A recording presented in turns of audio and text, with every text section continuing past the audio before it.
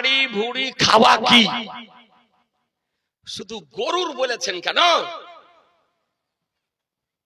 গরু, ছাগল, যে সমস্ত পশুর মাংস খাওয়া যায়, গরু, ছাগল, ভেড়া, দুম্বা, উট, মহিষ, তারপরে মুরগি, তারপরে পোল্ট্রি, এই যত হালাল পশুর মাংস খাওয়া হয়, মাংস খাওয়া হালাল। আর নাড়ি ভুড়ি খাওয়া হলো মাকরুহ তাহরিমি, খাওয়া যাবে না। নাড়ি ভুড়ি খাওয়া যাবে না, মনে থাকবে। কোন কিতাবে আছে? আল আতাইয়া নববিজ্ঞা ফি ফাতায় রাজাবিজ্ঞা, 12 খণ্ডে বিভক্ত ফিকহি এনসাইক্লোপিডিয়া, সেই কিতাবে পরিষ্কার ভাবে মশলা লিখিত হয়েছে যে মাংস, এই যে পশুগুলির নাম বললাম, এদের মাংস খাওয়া হালাল, কিন্তু এর নাড়ি ভুড়ি খাওয়া মাকরুহ তাহরিমি, কারিবুল হারাম, খাওয়া যাবে না। এটা খাওয়ার জিনিস নয়, মানুষ জোর করে খাচ্ছে, এটা আলাদা কথা। আর কুরবানির দিন আবার দেখা যায় আপনার মা বোনেরা মাংসকে রেখে দিয়ে আপনার ওই নাড়ি ভুড়ি নিয়ে টানাটানি করে গো। আপনাদের এলাকাতে হয়তো করে না, দেশেও করে। আরে বাবা, আগে প্রথম থেকে রেডি বলছে জি, ওতে তরকারি মজে, তরকারি জি, ও আপনার নাড়ি ভুড়ি রেডি করে রেখে তরকারি মজায়, সিদ্ধ হয় না। এমন কি প্রেসার কুকারেও সিদ্ধ করা যায় না, সিদ্ধ হয় না, ওকে চিবিয়া চিবিয়া গিলে খেতে হয়। আপনার কথা বুঝছেন? কেউ যদি কোনোদিন খেয়ে থাকেন তাহলে আপনি নিশ্চয়ই বুঝতে পারছেন, চিবিয়া ওকে খাওয়া যায় না। এদিকে ওদিকে একবার এদিক ওদিক করে ওকে গিলে নিতে হয়, প্রেসার কুকারও সিদ্ধ হয় না। ব্রাদার, এটা খাওয়ার জিনিস নয়। মশলা কি? কুরবানির হোক, আকিকার পশু হোক, আর মাংস খাওয়ার গরুর হোক, ওই ভুড়ি মাটি খনন করে দাফন করে দেন। আর কোন যদি এথর মেথর এসে যদি নিয়ে যায় তাকে দিয়ে দেন। কথা বোঝা গেল?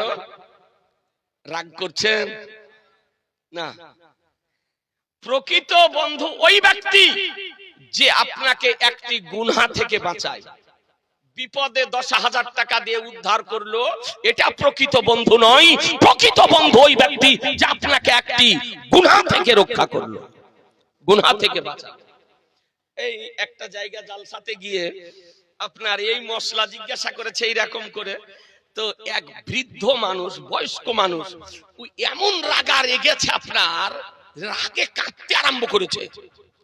বলছে নতুন নতুন মুফতি আর নতুন নতুন ফতোয়া, যে বাপ দাদার যুগ থেকে খেয়ে আসছি, কোনোদিন শুনিনি, আর আজ বলছে খাওয়া চলবে না। তা আমি ওকে ঠান্ডা করে বললাম, বাপজি রাগ করিয়েন না, আপনি বাপ দাদার যুগ থেকে খেয়ে আসছেন বলেই জায়েজ হয়ে যাবে তা নয়। নাকি বলছেন? এখন অনেক মানুষ মদ পান করছে, তাই বলে মদ খাওয়া হালাল হয়ে যাবে? অনেক ব্যক্তি সুদ খাচ্ছে, তো সুদ খাওয়া হালাল হয়ে যাবে না। মদ খাওয়া হারাম, হারামই থাকবে।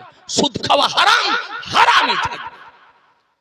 আপনি রাগ করিয়েন না, আপনি ফতোয়া মানতে হলে মানেন, আর না মানতে হলে আপনি ভাত না খেয়ে শুধু মুড়ি কাটগা।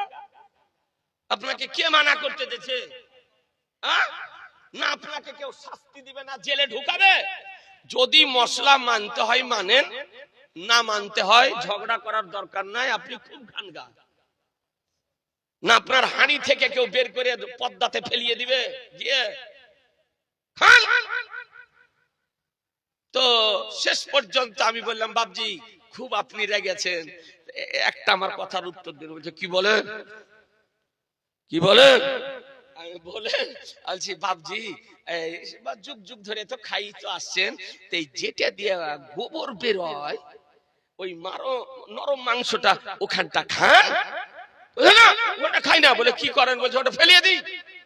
বলে কেন ফেলেন? তো যখন গোবর বের হয় তার জন্য। আমি চোখে কেন ফেলবেন? দিনে তো 2-4 বার বের হয়, কি হলো?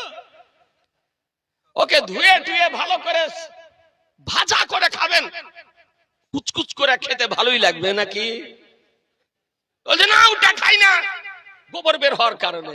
আচ্ছা বাবজি আর একটা কথা বলেন, বলে কি? এ বলে যেটা দিয়ে পেশাব বের হয় গরু মহিষ উটের, ওটা খান? তো না ওটাও খাই না।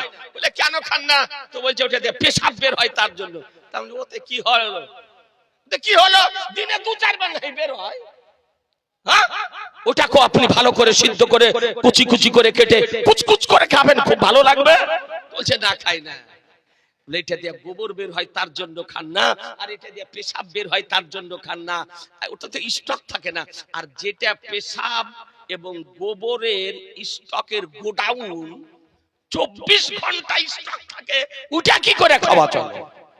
কথা বুঝছেন না? এটা ঘৃণিত জিনিস। ডাক্তাররা বলতেছে ওতে পেশাব এবং গোবর সব সময় স্টক থাকে, এত জীবাণু থাকে ওতে যে সিদ্ধ করার পরও ওই সমস্ত জীবাণু নষ্ট হয় না। এই জন্য ও জিনিস খাওয়ার জিনিস নয়।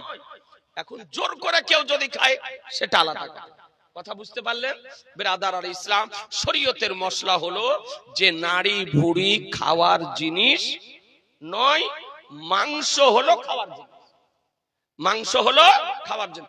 একটা গরু, ছাগল, মহিষ, উট, ভেড়া, দুম্বা, এই হালাল পশুর মধ্যে 22টি জিনিস খেতে হয় না। আপনার আমরা তো জানি না, সবই আপনার চুরিয়াকে সাট করে দিলেন। জি, আবার কেউ কেউ রক্ত বের হতে দিচ্ছে না গো কসাইরা, যেন মাংসটা লাল যেন হয় রক্ত, ওই জন্য রক্তটাকে বের করতে দিচ্ছে। আপনি জানেন যে ওই প্রবাহিত রক্ত খাওয়াটা হারাম?